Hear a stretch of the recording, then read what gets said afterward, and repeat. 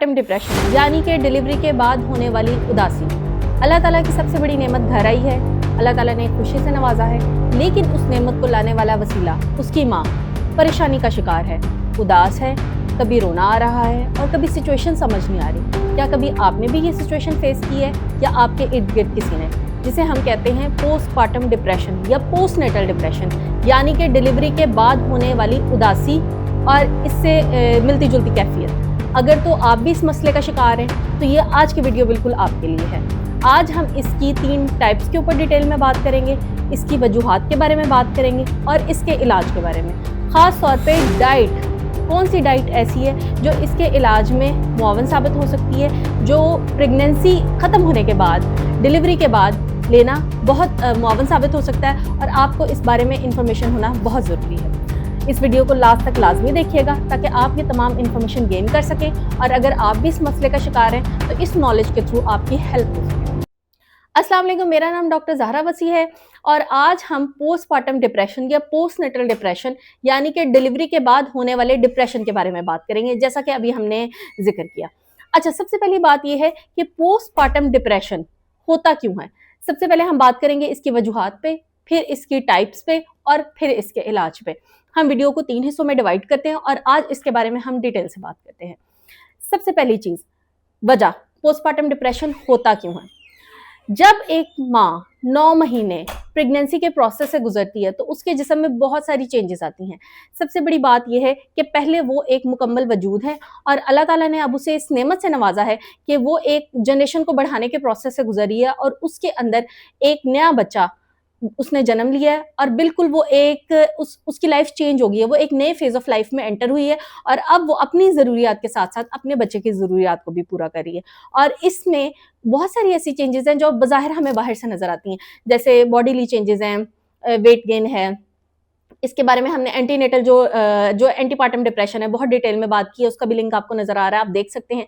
लेकिन in short एक ऐसी चीज़ होती है जो हमें बाहर से नज़र आ रही है, कुछ बाहर से होने वाली चेंजेस होती हैं, लेकिन अंडरलाइंग जो मेजर चेंजेस हैं वो पेशेंट की बॉडी के अंदर हो रही हैं, उसके हार्मोनल लेवल पे हो रही हैं, उसके ब्रेन के लेवल पे हो रही हैं। उसमें सर्टन एक अमाउंट ऑफ हार्मोन्स है जो कि एक नॉन प्रेग्नेंट लेडी में नहीं है, लेकिन उसमें वो हार्मोन ज़्यादा हो रहे हैं और वो हार्मोन ज़्यादा होने की वजह वो बच्चा है, उसकी नशोनुमा के लिए वो हार्मोन रिक्वायर्ड है, जो कि प्रेगनेंसी के 9 मंथ्स में स्लोली जैसे जैसे रिक्वायरमेंट बढ़ेगी वो हार्मोन्स का लेवल ऊपर जाएगा ताकि बच्चा एक प्रॉपर तरीके से ग्रो कर सके, उसकी नरिशमेंट हो सके।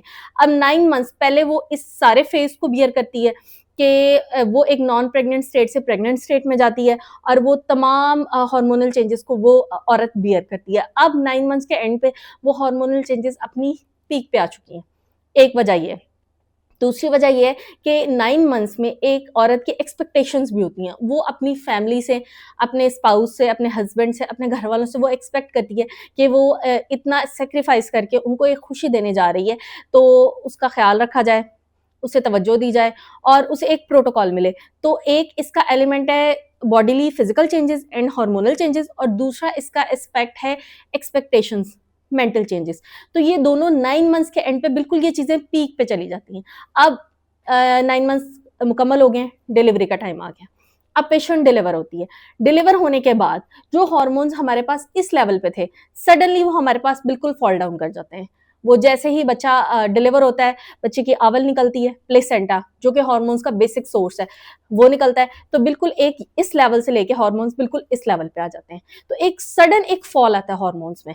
तो ये जो एक सडन फॉल है हार्मोन्स में, ये बेसिकली एक वजह है उस डिप्रेशन की कि वो इस लेवल पे मेंटेन थे उसके हार्मोन्स और अचानक से अब वो इस लेवल पे आए हैं और वो इतनी सडनली उसके साथ कोप नहीं कर पाती है, पहली वजह। दूसरी वजह वो एक्सपेक्टेशंस है कि वो चाहती है कि जैसे अब उसने फैमिली को, अपने स्पाउस को एक खुशी दे दी है, तो अब उसे पैम्पर किया जाए, उसका ख्याल रखा जाए और उसे एक प्रोटोकॉल दिया जाए।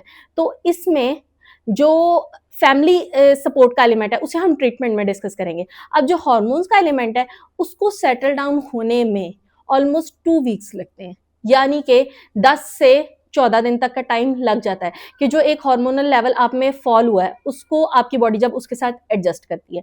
तो ये जो पहले 14 दिन है इसमें तकरीबन हर दूसरी औरत को इस तरह के सिम्टम्स आते हैं, रात को नींद नहीं आती, बात बात पे गुस्सा आता है, हर बात पे रोना आता है, ये एक नया फेज ऑफ लाइफ, उसके साथ वो प्रॉपर्ली एडजस्ट नहीं कर पाती हैं, उदासी की फीलिंग आती है, लगता है जैसे लाइफ में कुछ अपसेट हो गई है लाइफ, कुछ अच्छा नहीं हो रहा। तो इनको हम अगर ये सिर्फ इसी इंटेंसिटी के रहते हैं तो हम इसे कहते हैं पोस्टपार्टम ब्लूज। ये इसकी पहली टाइप है कि ये वो सडन फॉल ऑफ हार्मोन्स की वजह से ये पोस्टपार्टम ब्लूज है। 14 दिन के अंदर फीमेल की बॉडी इनके साथ एडजस्ट कर लेती है और वो इस फेज से निकल आती है। अच्छा, दूसरी चीज ये है कि अगर एक पेशेंट 14 डेज के बाद भी इस फेज से नहीं निकलता है तो उसे हम क्या कहते हैं, उसे फिर हम कहते हैं पोस्टपार्टम डिप्रेशन, कि अब हार्मोन्स के साथ उसकी बॉडी ने एडजस्ट कर लिया, जो फॉल ऑफ हार्मोन्स आई थी, लेकिन वो पेशेंट अभी भी इस फेज से नहीं निकल पा रही है, तो अब वो चले गई पोस्टपार्टम डिप्रेशन में।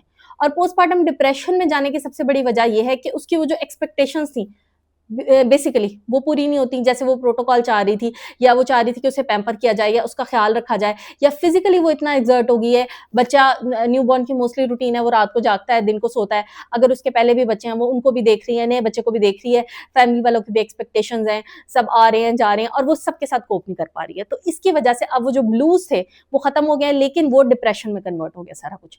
तो ये दूसरी फॉर्म है हमारे पास डिप्रेशन। अब इसके इलाज पे हम अभी बात करते हैं। अगर तो ये डिप्रेशन तक है तो ये फिर भी कंट्रोलेबल है, ट्रीटेबल है और इसका इलाज इतना मुश्किल नहीं है। लेकिन एक थर्ड फॉर्म हमारे पास आती है जिसे हम कहते हैं पोस्टपार्टम साइकोसिस। और पोस्टपार्टम साइकोसिस एक बहुत एक्सट्रीम कंडीशन है जिसके अंदर आमतौर पे ऐसे ख्यालात आते हैं, हेलुसिनेशंस जिसको हम कहते हैं, कानों में आवाजें आती हैं, लगता है हर वक्त कोई आपकी बुराई कर रहा है, कोई आपके बारे में बात कर रहा है या आपके खिलाफ साजिश हो रही है, या मोस्ट इंपॉर्टेंट माँ को लगता है जैसे ये बच्चा जो है ये मेरा बच्चा नहीं है, ये शैतान ने भेजा है। कभी आपने ऐसी कंप्लेन सुनी भी होगी। और ये पोस्टमार्टम साइकोसिस की अलामत है और ये एक साइकेट्रिक एंड मेडिकल इमरजेंसी है। या ये बच्चा जो है ये किसी फॉरेन एजेंसी ने भेजा है, या ये बच्चा जो है ये मेरे खिलाफ एक साजिश है, ये बच्चा मेरा नहीं है, मैं इसको मार देती हूँ। सुसाइडल थॉट्स आते हैं, खुदकुशी के ख्याल, या खुद को मारने के या फिर बच्चे को मारने के। ये है पोस्टमार्टम साइकोसिस। अब ये 3 टाइप्स पे हमने काफी डिटेल से बात की है, पोस्टपार्टम ब्लूज, पोस्टपार्टम डिप्रेशन और पोस्टपार्टम साइकोसिस और इनकी वजूहात। पोस्टपार्टम साइकोसिस के बैकग्राउंड में मोस्टली कोई ना कोई मेंटल इलनेस पहले चल रही होती है। ऐसे पेशेंट्स जो खुद किसी ना किसी पहले मेंटल डिसऑर्डर का शिकार होते हैं, किसी वजह से वो डिप्रेशन की या साइकोसिस की दवाइयाँ ले रहे हैं, या उनकी फैमिली हिस्ट्री है, वो प्रेगनेंसी खत्म होने के बाद मोस्टली साइकोसिस में जाते हैं। अगर आपकी कोई ऐसी हिस्ट्री नहीं है पर्सनल या फैमिली, तो मोस्टली चीज़ें जो हैं वो ब्लूज या डिप्रेशन तक रहती हैं, और अगर आपकी कोई हिस्ट्री है तो मोस्ट लाइकली ये चीज़ें साइकोसिस तक भी जा सकती हैं।